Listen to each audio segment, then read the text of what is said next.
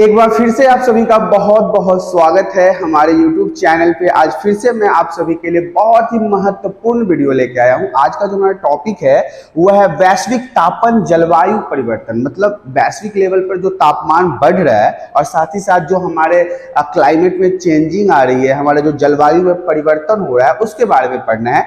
इससे पहले मैं आपको बता दूं कि क्लास 12 पॉलिटिकल साइंस का न्यू सिलेबस है जो आपके एग्जाम के लिहाज से बहुत ज्यादा महत्वपूर्ण होने वाला है। तो आइए हम आज इसे अच्छे तरीके से समझते हैं कि वैश्विक तापन और जलवायु परिवर्तन क्या है, किन कारणों से हो रहा है, कहाँ हो रहा है, इससे आगे क्या क्या दिक्कतें उत्पन्न हो सकती है और वर्तमान में हमें किन तरह के दिक्कतों का सामना करना पड़ रहा है। तो आइए शुरुआत करते हैं सबसे पहले स्लाइड से। सबसे पहला स्लाइड हमारा कहता है वैश्विक तापन और जलवायु परिवर्तन। ये जो वैश्विक तापन है और जलवायु परिवर्तन है इसको समझते हैं। वातावरण में ग्रीन हाउस जैसे गैसों की मात्रा एवं सांद्रण से उत्पन्न ग्रीन हाउस प्रभाव द्वारा भूमंडलीय तापमान में वृद्धि हो रहा है। पूरी लाइन को शॉर्ट में समझ लीजिए। सबसे पहले तो मैं ग्रीन हाउस के बारे में बता दूंगा। ये वो खतरनाक गैस है जो हमारे वातावरण में धीरे धीरे बढ़ रहा है। अगर सांद्रण समझना हो तो सांद्रण को हम घनत्व कहते हैं। बहुत ज्यादा अगर कोई चीज एक जगह जमा हो जाए तो उसे सांद्रण कहते हैं। तो जिस तरह से अभी ग्रीन हाउस की मात्रा बढ़ रही है, ग्रीन हाउस की मात्रा बढ़ रही है, इससे क्या हो रहा है कि ग्रीन हाउस जो है वो पृथ्वी पर, भूमंडल पर तापमान, गर्मी को बढ़ा रहा है, गर्मी के स्तर को बढ़ाता जा रहा है। ग्रीन हाउस गैसों द्वारा भूमंडलीय तापमान में योगदान की दृष्टि से कार्बन डाइऑक्साइड पहले नंबर पर है जी। अब ग्रीन हाउस जो है वो किन कारणों से बढ़ रहा है और किन की सहायता से बढ़ रहा है, तो यहाँ पे आपको समझना होगा कि जो ग्रीन हाउस का प्रभाव इतना ज्यादा हमारे भूमंडल और पृथ्वी पर है, इसका सबसे पहला जो कारण है वो है कार्बन डाइऑक्साइड, CO2 की मात्रा। कार्बन डाइऑक्साइड जो है वो पहले नंबर पे आता है, जिसके कारण हमारे पृथ्वी पर तापमान धीरे धीरे बढ़ता जा रहा है। दूसरे नंबर पर मीथेन भी है और तीसरे नंबर पर नाइट्रिक ऑक्साइड और उसके बाद क्लोरोफ्लोरोकार्बन एवं और भी बहुत सारी गैसें हैं। अगर आपसे कहीं गलती से पूछ लिया जाए कि बताइए कि ये ग्रीन हाउस इफेक्ट जो है वो किन कारणों से इतना ज्यादा बढ़ रहा है और कौन कौन सी ऐसी गैसें हैं जो इसका मदद कर रहा है, तो सबसे पहले आप बताएंगे कार्बन डाइऑक्साइड जो है वो पहले नंबर पे आता है, दूसरे नंबर पर मीथेन है, तीसरे नंबर पर नाइट्रस ऑक्साइड है और उसके बाद हमारा क्लोरोफ्लोरोकार्बन है। इसके अलावा अन्य भी गैसें हैं, लेकिन मेनली यही चार गैसें हैं जो ग्रीन हाउस इफेक्ट के कारण हमारे वातावरण में धीरे धीरे तापमान को बढ़ा रहा है। वैश्विक तापमान के फलस्वरूप उत्पन्न मौसम एवं जलवायु में परिवर्तन आज वैश्विक समस्याओं में से एक है। आज ये सिर्फ और सिर्फ भारत और दिल्ली और बिहार की बात नहीं है, ये पूरे विश्व लेवल पर एक ऐसी समस्या बनती जा रही है। तापमान जो है वो केवल भारत में तो बढ़ नहीं रहा है, ये तापमान पूरे विश्व में बढ़ रहा है, जिसके कारण जो पर्यावरण में परिवर्तन हो रहा है, जो जलवायु में परिवर्तन हो रहा है, ये अभी के समय में सबसे प्रमुख समस्या बना हुआ है। देखिए, आर्थिक एवं विकासात्मक गतिविधियों का विस्तार, बढ़ती जनसंख्या और जीवाश्म ईंधन का इस्तेमाल आदि ऐसे कारण है। सबसे पहले जो इंपॉर्टेंट पॉइंट है इसके अंदर कि आज के समय में जो वैश्विक तापन बढ़ता जा रहा है, इसमें सबसे पहले महत्वपूर्ण है हमारा बढ़ती हुई जनसंख्या। जब जनसंख्या बढ़ रही है, इसके साथ साथ हम विकास के कार्यों में भी बहुत ज्यादा ध्यान देते हैं और विकास के कार्य के कारण हम जीवाश्म ईंधन का ज्यादा उपयोग करते हैं, जो कार्बन डाइऑक्साइड को वातावरण में फैलाने में ज्यादा प्रभावित करती है। इसके अलावा ये मानव जनित ग्रीन हाउस गैसों का अत्यधिक उत्सर्जन हो रहा है। ये बहुत सारे ऐसे कारण हैं जिसके कारण आज पृथ्वी का तापमान जो है, या फिर आप कहिए वैश्विक तापन जो है वो धीरे धीरे बढ़ रहा है। इसमें लेकिन जो सबसे इंपॉर्टेंट पॉइंट है वो आपको बढ़ती हुई जनसंख्या को लेना है, क्योंकि बढ़ती हुई जनसंख्या जो है वो पृथ्वी के तापमान को बढ़ाने में सबसे महत्वपूर्ण मूलक के रूप में काम कर रहा है। आगे की स्लाइड में हम आपको लेके चलते हैं। अगला स्लाइड हमारा कहता है जलवायु परिवर्तन संबंधी अनुमानों के संकेत मिलता है कि विकासशील देशों पर कई तरह के दुष्प्रभाव पड़ रहे हैं। आज जिस तरह से पर्यावरण का, वातावरण का तापमान बढ़ता जा रहा है, इसका सबसे ज्यादा प्रभाव आपको कहां देखने को मिलेगा? ये विकसित जो जितने भी देश है या विकासशील देश है वहां पे आपको इसको देखने को मिलेगा। जितने भी देश बहुत ज्यादा विकास कर रहे हैं, तो उनके विकास करने का क्या कारण है कि वो बहुत से ज्यादा फैक्ट्रियां लगा रहे हैं, ज्यादा से ज्यादा मशीनरियां का उपयोग कर रहे हैं, ज्यादा से ज्यादा और भी बहुत सारे ऐसे चीज का उपयोग कर रहे हैं जो पर्यावरण को कहीं ना कहीं इफेक्ट करता है, प्रभावित करता है। देखिए इसके दुष्प्रभाव भी आजकल हमें बहुत ज्यादा देखने को मिल रहे हैं, जिसके घटनाओं को चरम तक ले जाने। अब ऐसी कौन कौन सी घटना जान लेते हैं कि ऐसी कौन कौन सी घटना है। तो देखिए, लू चलना, भारी वर्षा होना, अवधि और तीव्रता में बदलाव आना, जलवायु परिवर्तन से मानव स्वास्थ्य के रोग वाहकों जैसे मच्छर आदि के काटने से जो बीमारी होता है, फैलने वाली बीमारियों का खतरा बढ़ता जा रहा है। देखिए बहुत ही महत्वपूर्ण है, जिस तरह से जलवायु में परिवर्तन हो रहा है, हमारे समय की अवधि में भी परिवर्तन हो रहा है। बहुत कभी कभी आपने गौर किया होगा, बहुत जल्दी शाम हो जाना, देर तक धूप उगा रहना, तो ये सब कुछ ऐसे ही कारण है। साथ ही साथ लू चलना, कहीं बहुत भारी बारिश हो जाना, कहीं पे बिल्कुल बारिश न होने के कारण सूखा पड़ जाना, मच्छर से फैलने वाली मलेरिया बीमारी, हैजा इत्यादि, ये सब कहीं ना कहीं आपको क्लाइमेट चेंज होने के प्रभाव से बढ़ने वाले प्रकोप के रूप में देखा जाएगा। और ये बीमारियों का खतरा भी धीरे धीरे, यही वो कुछ बीमारियां हैं जिसका खतरा धीरे धीरे बढ़ता जा रहा है। पृथ्वी के तापमान के बढ़ने तथा धरती की जलवायु में परिवर्तन से केवल समुद्र तल के ऊपर उठने की समस्या का सामना नहीं होगा। देखिए बहुत सारे लोगों का ऐसा मानना है कि जिस तरह से पृथ्वी का तापमान बढ़ रहा है, तो हमारे ग्लेशियर जो है वो धीरे धीरे पानी का रूप लेगी, समुद्र का तल बढ़ेगा। ऐसा नहीं है, ये तो होगा ही, इसके अलावा और भी बहुत सारी समस्याएं हैं जो हमारे पृथ्वी के तापमान के बढ़ने के कारण होगी।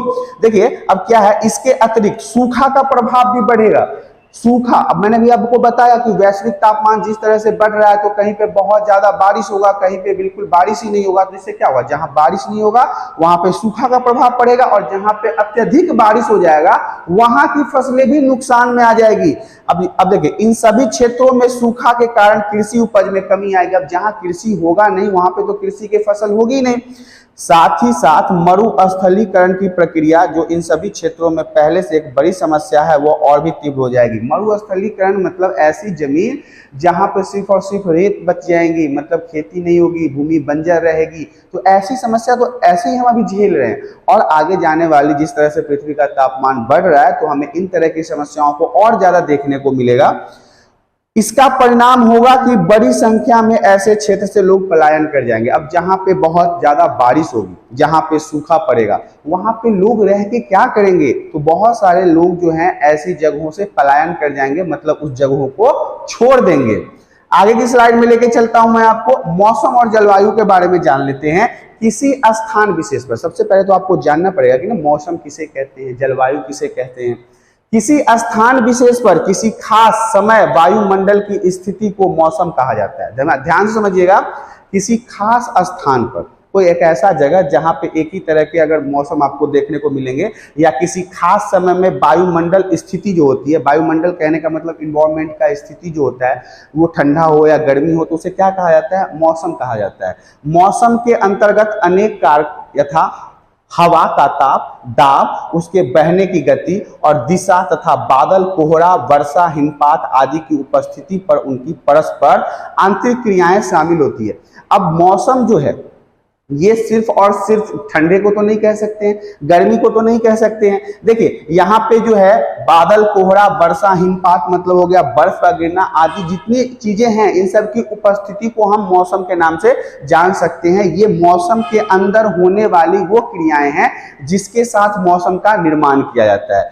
न्यूयॉर्क स्थित नासा के Goddard institute for space study, जिसे GISS को के नाम से जानते हैं, ये मौसम विभाग के ऊपर काम करता है। मौसम की स्थितियों को पढ़ाई के तौर पे लोगों को बताता है, मतलब रीड करके बताता है। यहाँ के वैज्ञानिकों के अनुसार वर्ष 2007 और वर्ष 2008 के साथ शताब्दी का दूसरा सबसे गर्म वर्ष था। कहा जाता है कि इस पूरे शताब्दी का जो साल है, इसमें 2007 और 2008 जो था वो इस शताब्दी का सबसे गर्म वर्ष में माना जाता है। मतलब सबसे ज्यादा गर्मी थी इस समय में, दूसरा सबसे गर्म वर्ष था। पिछले 30 वर्षों से पृथ्वी पर जो गर्मी बढ़ रही है उसकी मुख्य वजह हम हैं। दूसरा कैसे हो सकता है? बात तो सही है, वैज्ञानिकों ने सही कहा है। जिस तरह से 30 से 40 वर्षों में पृथ्वी का तापमान अभी बहुत ज्यादा बढ़ रहा है, इसका जिम्मेदार कौन है? इसके जिम्मेदार हम खुद हैं, हम इंसान हैं, हम मानव जाति हैं।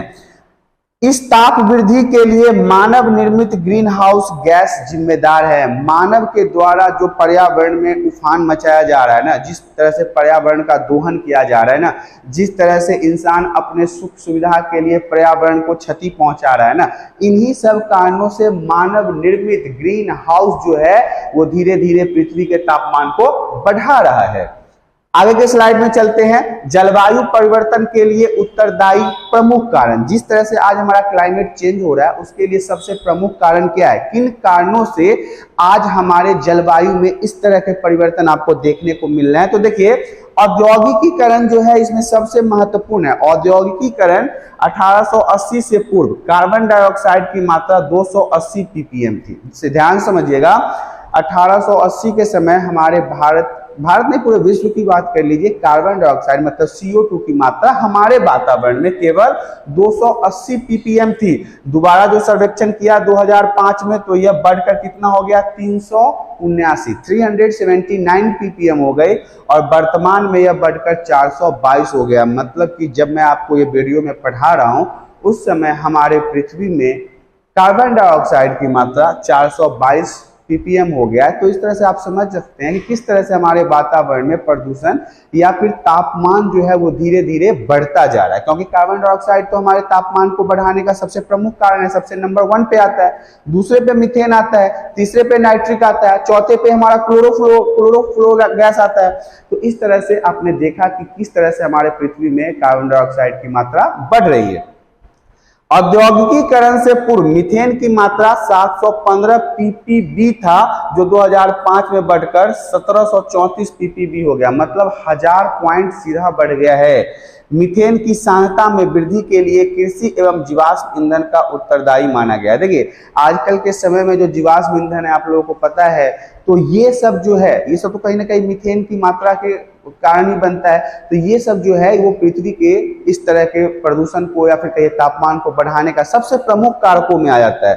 समुद्र का जल स्तर जो है वो 1 से 2 मिलीमीटर प्रति वर्ष बढ़ रहा है। समुद्र का जो पानी का स्तर है वो भी धीरे धीरे बढ़ता जा रहा है, क्योंकि ग्लेशियर से धीरे धीरे पानी समुद्र में आ रहा है और समुद्र का लेवल बढ़ता जा रहा है। पिछले 100 वर्षों में 100 ईयर्स में देखा गया है कि अंटार्कटिका के तापमान में दोगुना वृद्धि हुआ, सीधे दोगुना। 100 वर्षों में जो आज तक इतना नहीं बढ़ पाया, वो पिछले 100 वर्षों में यहाँ पे अंटार्कटिका का जो तापमान है वो सीधा दोगुना हो गया है। और इससे बर्फीले क्षेत्रफल में भी कमी आई है। जितना भी बर्फ आपको पता है वहां पे तो बहुत ज्यादा बर्फ जमा हुआ है, तो उसके क्षेत्रफल में कमी आई है, क्योंकि बर्फ जो है वो पिघल पिघल के पानी का रूप धारण करके समुद्र में आता जा रहा है, जिसके कारण समुद्र का लेयर जो है वो बढ़ता जा रहा है। उत्तरी अंटार्कटिक से उत्पन्न चक्रवातों की संख्या में भी वृद्धि है। अब समुद्र में क्या आता है, चक्रवात आता है, तूफान आता है, साइक्लोन आता है, तेज हवा बहती है। तो पहले इतनी साइक्लोन्स और चक्रवातें नहीं आया करती थी जितना पिछले 100 सालों में देखा जा रहा है कि बहुत ज्यादा चक्रवात आ रहा है। आगे की स्लाइड में हम आपको लेके चलते हैं भारत की जलवायु पर प्रभाव। भारत के अंदर जो क्लाइमेट है इसमें क्या प्रभाव आपको देखने को मिल रहा है। तो 21वीं सदी में वायुमंडल में कार्बन डाइऑक्साइड की मात्रा बढ़ जाने से ग्रीन हाउस प्रभाव के कारण भारत की जलवायु में भी कुछ गर्म हो जाएगी।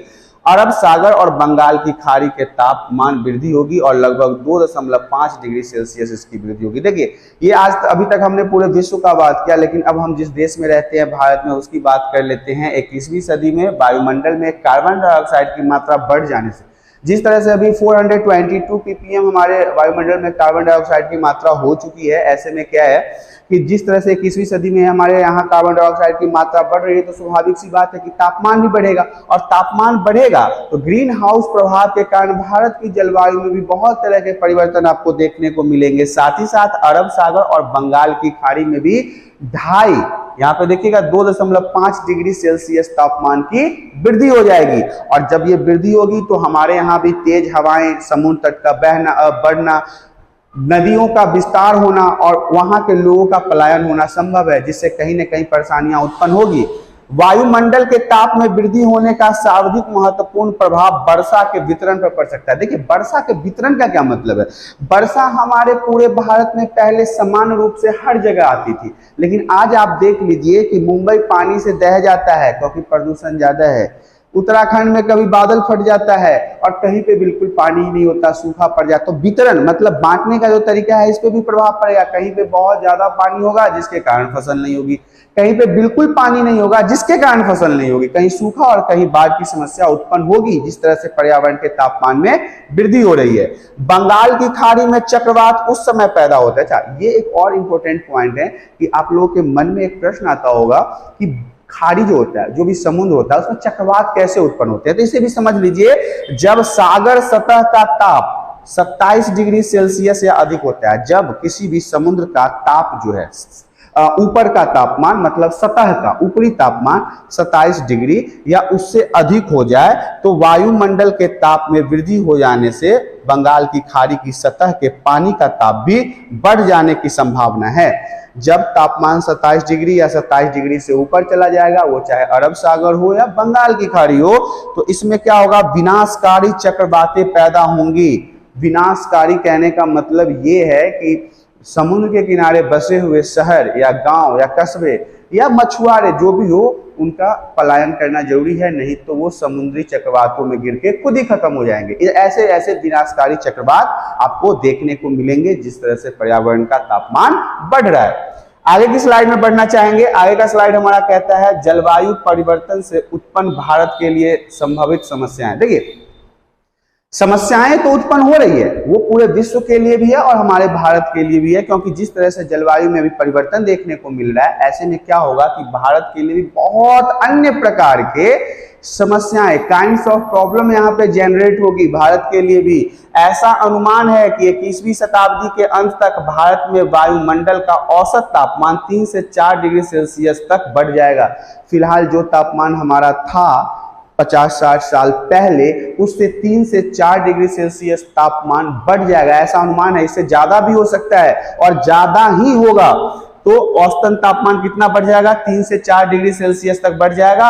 उत्तरी तथा पश्चिमी भाग में यह परिवर्तन अधिक हो सकता है। भारत के उत्तर और पश्चिम साइड में यह परिवर्तन ज्यादा देखने को मिलेगा। गंगा नदी की घाटी के पश्चिमी भाग में वर्षा ऋतु में कमी आएगी। मैंने अभी आपको बताया था ना कि वर्षा में कहीं कमी और कहीं ज्यादा आपको देखने को मिलेगा, मतलब वितरण पर प्रभाव पड़ेगा। दूसरी ओर गोदावरी तथा कृष्णा नदी की घाटियों में वर्षा ऋतु की लंबाई बढ़ जाएगी। जो गोदावरी है हमारे दक्षिण में और कृष्णा नदी है, इसमें आपको वर्षा की लंबाई अधिक देखने को मिलेगी, मतलब ज्यादा से ज्यादा वर्षा होगा। इसके परिणाम यह होगा कि देश के कुछ भाग में सूखे का प्रभाव रहेगा और दूसरे क्षेत्रों में बाढ़ की समस्या उत्पन्न होगी। वितरण पे अगर समस्या उत्पन्न होती है, जल के वितरण पे, तो यही होगा, कहीं पे बहुत ज्यादा सूखा होगा और कहीं पे बहुत ज्यादा बारिश होगा और फसल कहीं भी नहीं हो पाएगी। वर्षा ऋतु के उपरांत बंगाल की खाड़ी में समुद्री तूफान अधिक आएंगे और ऐसे तूफानों के मामला में हवा की गति भी अधिक रहेगी। इसका अर्थ है कि समुद्र तट पर बसने वाले लोगों के लिए समस्याएं बढ़ेंगी। मैंने अभी आपको बताया कि समुद्र के किनारे बसे हुए शहर, मुंबई, कोलकाता और भी बहुत सारे शहर हैं, इनके लिए समस्याएं बहुत ज्यादा उत्पन्न हो जाएगी। खासकर जो लोग समुद्र के बिल्कुल किनारे रहते हैं, वो मछुआरे हो गए, गरीब लोग हो गए, इनको या तो यहाँ से पलायन करना पड़ेगा या फिर ये समुद्री तूफान के चपेट में आके मारे जाएंगे। देश में मलेरिया के मामले बढ़ेंगे। मलेरिया, अब ज्यादा पानी होगा, पानी ठहरेगा, मच्छर उत्पन्न होगा, लोगों को काटेगा, मलेरिया होगा, हैजा होगा। बीमारियां सीधा सीधा संबंध तापमान से है। देखिए, कह रहा है कि मलेरिया वगैरह जैसी बीमारियों का संबंध सीधा टेम्परेचर से है, तापमान से है, वे बढ़ेंगी। हैजा, अतिसार, लू, हृदय रोग, फाइलेरिया, कालाजार इत्यादि भी अधिक होने की संभावना होगी। ये सिर्फ ये मत समझिए कि वर्षा हो गया और हम लोग अपने घर में रह जाएंगे तो पानी से बच जाएंगे, नहीं, ऐसा नहीं होगा। जब पृथ्वी का तापमान बढ़ेगा तो कहीं सूखा, कहीं बाढ़ होगा, बीमारियां भी होगी, हैजा होगा, अतिसार होगा, लू होगा, फलेरिया होगा, हृदय रोग संबंधी बीमारियां होगी। लोग कई तरह से प्रभावित होंगे। चौतरफा वार होगा। जब ये तापमान बढ़ेगा ना, तो चारों तरफ से हमारे ऊपर अटैक होगा, बीमारियों के मामले से, भोजन के मामले से, पैसे के मामले से, आर्थिक स्थिति कमजोर होगी, तूफान चक्रवात होगा, फसलें नुकसान होगी। कहीं न कहीं ये पूरे पृथ्वी के लिए एक बहुत बड़ी समस्या बनकर उभरेगी। इसीलिए इसे हम वैश्विक तापन का नाम दे रहे हैं। आगे की स्लाइड में बढ़ते हैं। आगे का स्लाइड हमारा कहता है जलवायु परिवर्तन के पूर्वानुमान, मतलब पूर्व का जो अनुमान होता है उसका प्रयास। जो जलवायु परिवर्तन हो रहा है उसके लिए जो पूर्व से अनुमान लगाया जाता है। अक्सर आपने देखा होगा टेलीविजन पे, हाँ कल बारिश होगी, भले वो बारिश हो ना हो, लेकिन अनुमान तो हम लोग लगाते ही है। हमारे साइंटिस्ट पूर्ण रूप से अनुमान लगाते हैं। हालांकि अक्सर मैंने देखा ये बातें सच्चाई में आ जाती है। मैंने कई बार गौर किया, अगर कहीं जाना होता है जगह से दूसरी जगह, तो उस जगह का पहले देख लो वातावरण क्या है, ठंडा है, गर्मी है, बरसात है, तो उसी तरह से तैयारी करके जाया जाता है। हाँ, ज्यादातर देखा जाता है कि उनका अनुमान सही होता है। कभी कभी गलतियां हो जाती है, मशीन ही तो है, कोई अब परफेक्टली तो कोई चीज बताएगा नहीं। तो आइए हम इसी जलवायु परिवर्तन के बारे में, जो पूर्वानुमान है, पूर्व से लगाया जाने वाला अनुमान है, उसके बारे में जानते हैं। बढ़ती आबादी, औद्योगिक विकास, कृषि उत्पादन, ऊर्जा आवश्यकताएं आदि भविष्य में क्या मोड़ लेगी, कहना कठिन है। जिस तरह से हमारे यहाँ की जनसंख्या बढ़ रही है, हमारे ऊर्जा की मात्रा खपत बढ़ रही है, राशन जो भूख मिटाने के लिए भोजन चाहिए उसकी मात्रा बढ़ रही है, आदि की बहुत सारी चीजें हैं। अब आगे जाके ये किस तरह का प्रभाव डालेगी हमारे जीवन के ऊपर, ये तो कहना कठिन है। लेकिन अभी फिलहाल मैं आपको बता दूं कि IPCC जो है, जो क्लाइमेट चेंजिंग के बारे में पूरा अनुमान लगाती है, पूर्व से पहले अनुमान लगा के बताती है, उसने कहा है कुछ निश्चित करना बहुत ही कठिन है, लेकिन इनके लिए यह काम था, क्योंकि ये एक संस्था है तो इन्हें किसी न किसी तरह से अपना कुछ न कुछ बताना है। तो धरती की जलवायु का पूर्वानुमान लगाने के लिए गणितीय मॉडल का सहारा लिया जाता है। गणितीय मॉडल का सहारा लिया जाता है। ये मॉडल क्या करते हैं, वायुमंडल, सागर और ग्लेशियर एवं पर्वतों के बीच की जटिल प्रक्रियाओं का नकल जलवायु की भविष्यवाणी करते हैं। ये क्या करते हैं, अपने सैटेलाइट से या कैमरे से इन सभी जगहों पे जाके, हमारे ग्लेशियर में, समुद्र में, पहाड़ों में, जंगलों में जाके मौसम का पूर्व से अनुमान लगाने की कोशिश करते हैं। भविष्यवाणी यही करते हैं, यही मौसम विभाग जो है यही से डाटा को लेके भविष्यवाणी करती है। पहले साधारण मॉडल से काम किया जाता था। पहले हमारी टेक्नोलॉजी इतनी हाई नहीं थी, तो साधारण मॉडल से काम किया जाता था। पर अब जब सुपर कंप्यूटर आ गया, इंटरनेट है, कंप्यूटर है, सैटेलाइट है, बहुत सारी चीजें हैं जिनके माध्यम से अब क्या होता है, जटिल मॉडलों पे भी काम किया जाता है। और इसका काम जो है, पूर्वानुमान लगाने का काम जो है, वो आज के समय में काफी आसान हो गया है। तो इस तरह से आपने जलवायु परिवर्तन में पूर्वानुमान का प्रयास जो है वो देख लिया, जो गणितीय मॉडल से और सुपर कंप्यूटर के माध्यम से अभी के समय में किया जाता है। बहुत इंपॉर्टेंट है और हमारे जीवन के लिए महत्वपूर्ण भी है, क्योंकि हमें इससे जानकारियां मिल जाती है कि किस तरह का मौसम कौन से जगह पे अभी वर्तमान में है। लेकिन सटीक आंसर देना इसका बहुत ही मुश्किल है, क्योंकि सटीक तो अब हम ईश्वर तो है नहीं, ये सब तो ऊपर वातावरण ईश्वर के इच्छा के अनुसार चलता है। तो इस तरह से आपने जलवायु परिवर्तन में पूर्वानुमान का प्रयास देखा। इस तरह से आपने देखा कि वैश्विक तापमान जलवायु परिवर्तन, जो क्लास 12 का पॉलिटिकल साइंस का इस बार का जोड़ा गया नया सिलेबस था, वो बहुत ही महत्वपूर्ण था, वो समाप्त हो चुका है। आशा करता हूं कि दी गई जानकारी आप सभी को पसंद आ गई होगी। यदि जानकारी पसंद आती है तो आप हमारे चैनल को लाइक कर सकते हैं, सब्सक्राइब कर सकते हैं, वीडियो को लाइक कर सकते हैं। साथ ही साथ मैं बताना चाहूंगा, अब मैं आपके साथ अगले टॉपिक के साथ रूबरू होऊंगा। तब तक के लिए इजाजत दीजिए, धन्यवाद।